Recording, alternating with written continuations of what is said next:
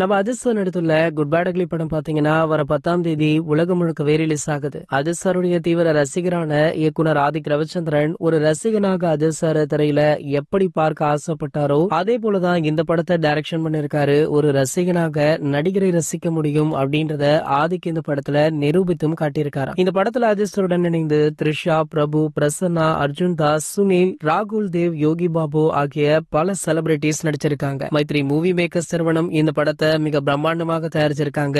GV Prakash Kumar அவர்கள் இந்த படத்திற்கு இசையமைச்சிருக்காரு. அஜித் சார் மற்றும் ஜிவி இருவருமே இதற்கு முன்னாடி கிரீடம் படத்துல இணைந்து ஒர்க் பண்ணிருக்காங்க.